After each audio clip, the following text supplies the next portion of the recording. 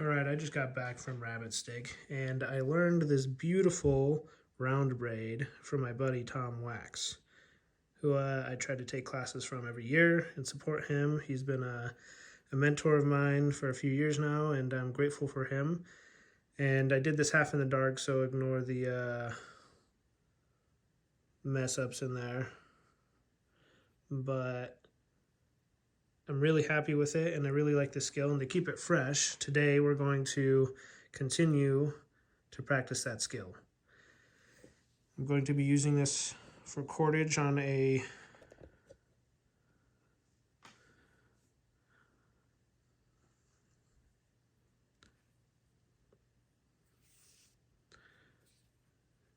here's one more look at it real quick. Just a beautiful braid. All right. To keep that skill fresh, we're going to continue doing it. And I thought I'd catch the process here on video. And you can find this all over the internet, I'm sure. And, you know, I just want to make sure that everyone knows that my mentor was Tom. If you get a chance to take a class from him, you should definitely do so at one of the various events he attends.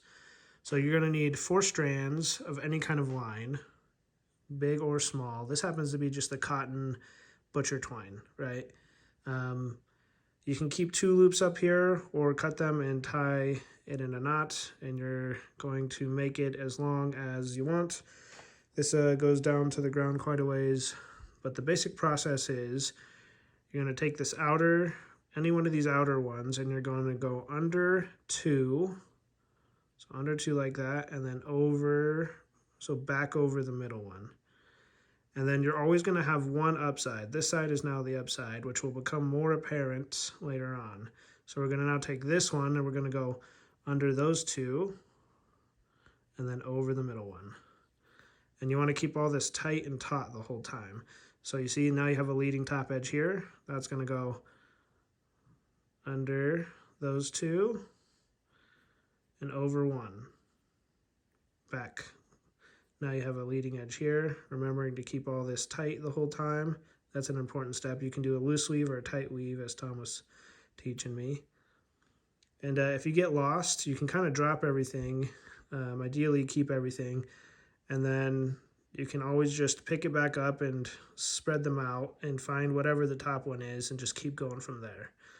But that's the basic process, just under 2 and then back over that middle one.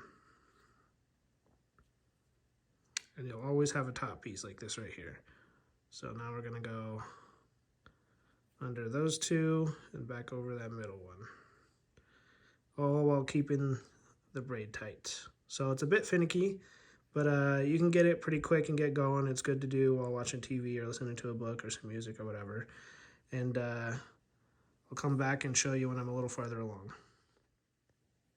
All right, a tip here is if you ever need to take a break, all you need to do is pinch across this top here.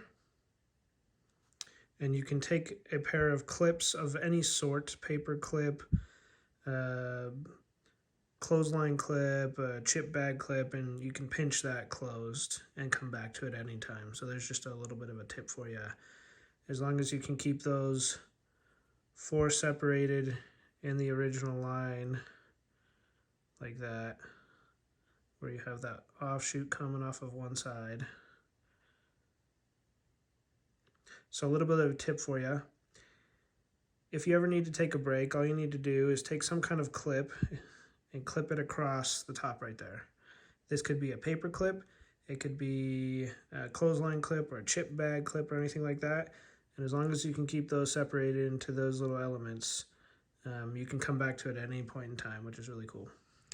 All right, so we've made a good length of cord here now, and we're at the end. And all I've done is I simply tied an overhand knot in the end. So you'll have 4 strands coming off like this, and you literally just one over the other, and then through like a granny knot, right? So that's 2 overhands now at the end. Super simple. And you can tie it off however you want. But we've made a good length here now. That's the bit we started with at the top, overhand knot.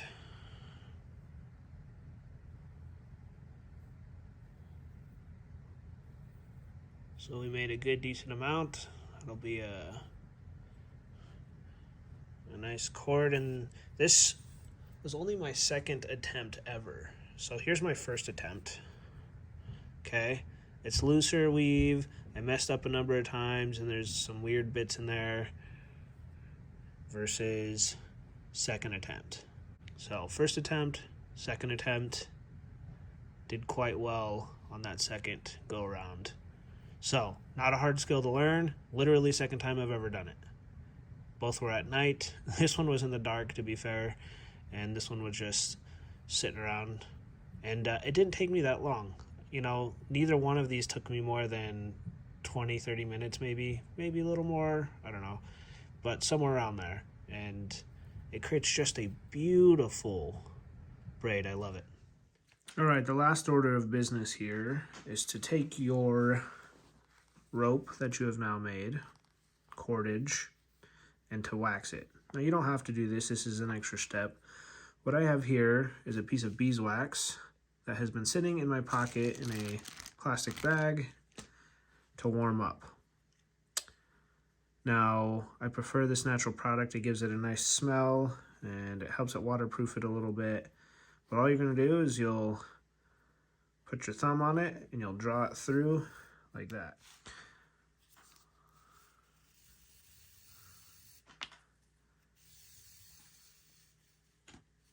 Now you can also tie this to something and then just wax every side of it as well.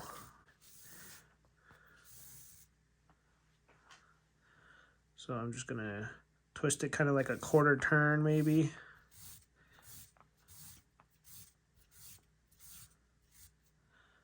Quarter turn.